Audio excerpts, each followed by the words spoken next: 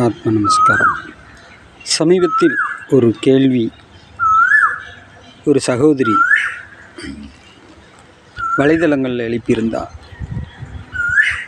ஒரு உடுக்கை சத்தத்துக்கு வரக்கூடிய தெய்வம் ஏன் ஒரு குழந்தையின் அலறல் சத்தத்துக்கு வரலை?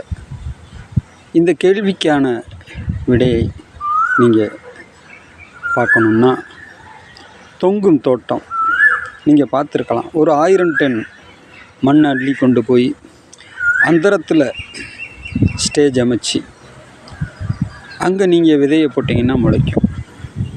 ஆக திரும்ப திரும்ப அது மரமாகி விதையாகி மரமாகி விதையாகி முளைக்கக்கூடிய ஒரு ப்ராசஸை செஞ்சு முடித்தாச்சு.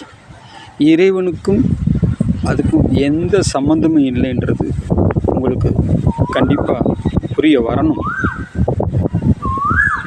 ஏன்னா வினையின் நிமித்தம் மனிதன் திரும்ப திரும்ப பிறந்துக்கிட்டு இருக்கிறான். இதில் இறைவனுக்கு எந்த பங்கும் கிடையாது. இவனுடைய அகங்காரமானது, மனமானது மாயையை தழுவி இயங்கி கொண்டு இருக்கு.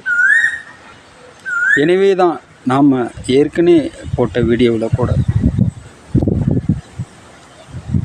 இங்கே மாயா சக்தி தான், அதர் சக்தி தான் ஆட்சியில் இருக்குது. யார் அகங்காரம் விட்டு மனதில் ஒடுங்கி மன லயமாகி ஜீவனோட ஐக்கியப்பட்டு அந்த விதை வறுக்கப்பட்டது போல் முளைக்காத விதையாக மாறுகிறதோ, அப்பொழுது இறைவனுக்கும் உங்களுக்குமான தொடர்பு மீண்டும் புதுப்பிக்கப்படுகிறது. ஆத்ம நமஸ்காரம்.